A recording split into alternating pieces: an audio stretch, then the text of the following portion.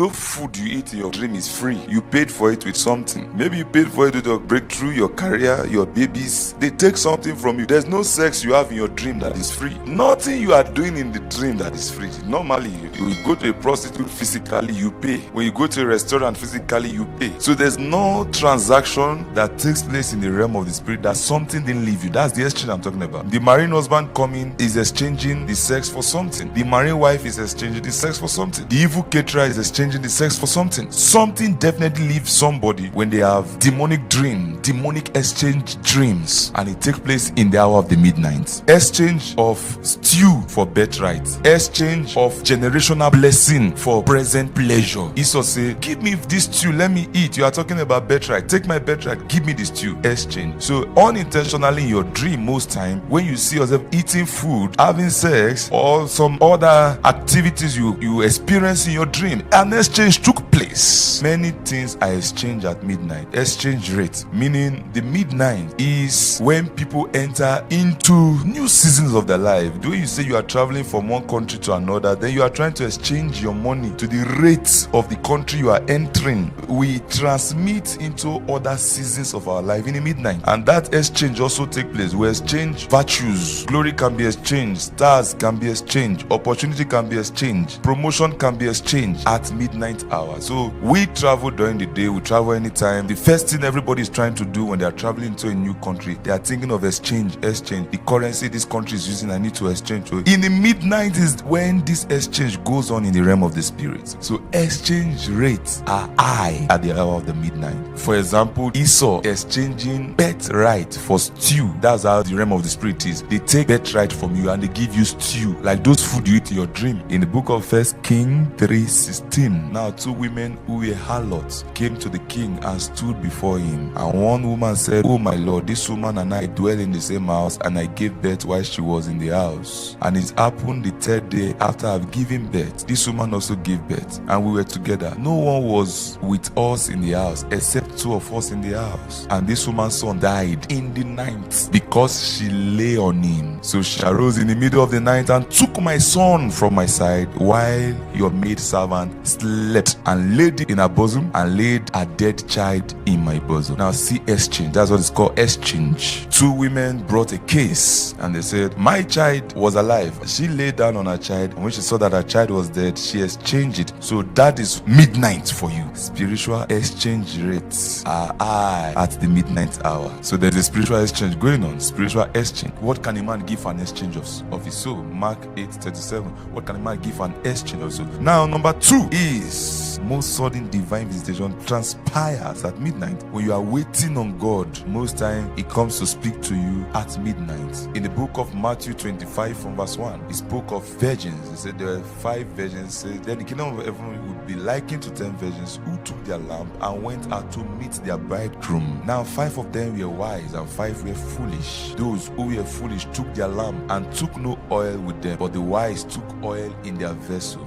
with their lamp. Extra oil means extra grace to wait. That is importunity, stamina. That's the meaning of extra oil. He said, but while the bridegroom was delayed, they all slumbered and slept. At midnight, a cry was heard, "Behold, the bridegroom is coming. Go out and meet him." So most sudden visitations take place at midnight. God gives new song in the night, meaning most times when troubles, God gives new song for new seasons and deliverance at midnight. In Job 35 from verse 9, it said, because of the multitude of their oppression, they cry out. They cry out for help because of the arm of the mighty. But no one says, where is God my maker, who gives songs in the night?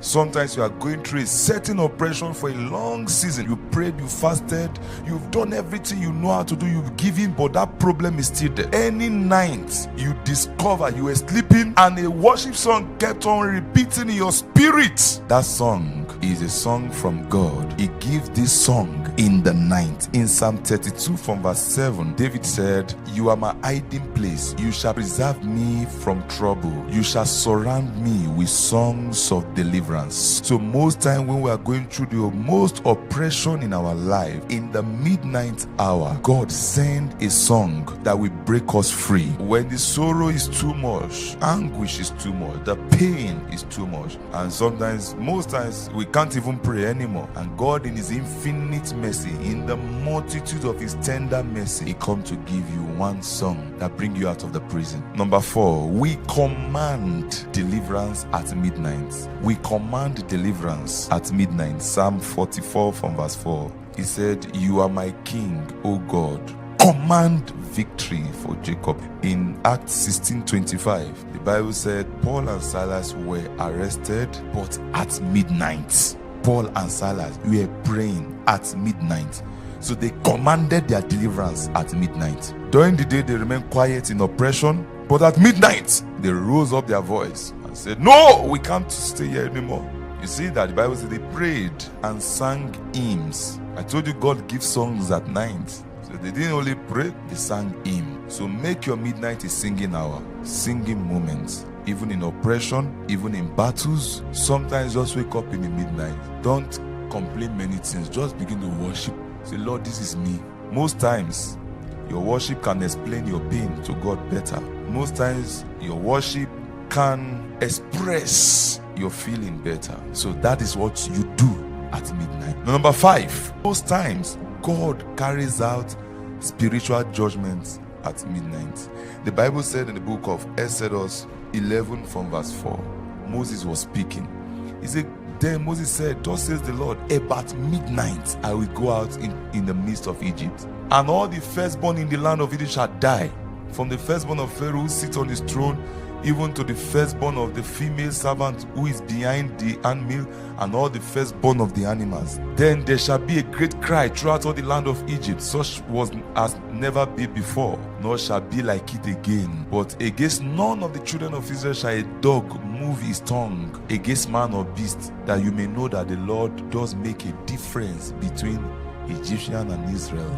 In Exodus 12 from verse 29, the Bible said, "And it came to pass at midnight, the Lord struck all the firstborn in the land of Egypt, from the firstborn of Pharaoh who sat on his throne, to the firstborn of the captive who was in the dungeon, and all the firstborn of the livestock." So at midnight, even God himself waited for midnight to strike the Egyptians. So spiritual exchange rates are high at midnight hour. God gives new song for new season and deliverance at midnight.